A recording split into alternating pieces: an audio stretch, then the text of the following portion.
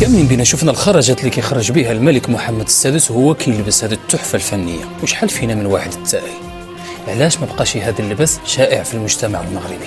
هذا القفطان المغربي ماشي فقط مجرد لباس ديال النساء، وإنما هو لباس رجال ونساء. كيعود التاريخ ديال هذه التحفة ل 800 سنة، 600 هجرية، القرن الثاني عشر الميلادي. الموحدين كانوا باغيين شي لباس اللي غادي يعطي قيمة للسلطان، اللي غادي يعطي أناقة للسلطان، اللي غادي يعطي تميز للسلطان، فجابوا لنا القفطان وبدعوا فيه. هذا اللباس هذا اللي كان كيستغرق بعض المرات الناسج والخياطه والطرز ديالو الايام وشهور. ادله على ان القفطان كان في القرن الثاني عشر ادله كثيره. لويس فياردو في كتابه تاريخ العرب والمر قال بان السلطان المنصور اللي حكم الدوله الموحديه بين 1160 و 1199 قال بانه لما اخترق اسوار برشلونه خلع درع الجنرال ولبس القفطان المغربي. ليون الافريقي في كتابه وصف افريقيا قد يوجد بفاس 520 دارا للنساجين، هي أبنية كثيرة ذات طبقات عديدة وقاعات فسيحة، تضم كل قاعة عددا كبيرا من عمال نسج الكتان. كاين اللي كيقول بأن القفطان أصله عثماني، وهذه مغلوطة كبيرة.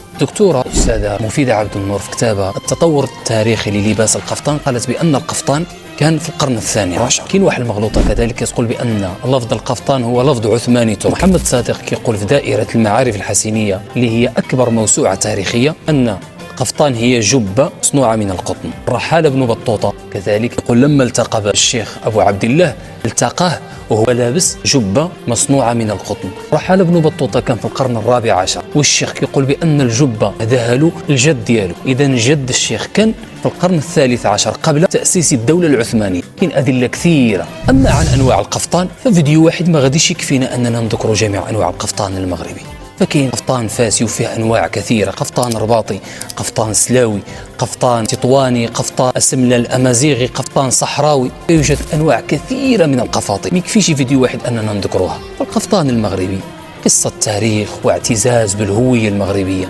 كتمتد القرون. طيلة هذه القرون والمغاربة يتفننوا ويبدعوا في هذه التحفة هذه، تعطونا نماذج أنيقة وراقية كتربط الحاضر بالماضي. فإذا عجبك الفيديو اكتب لي شي تعليق واعمل لي فولو باش يوصلك الجديد من الفيديوهات ديالي.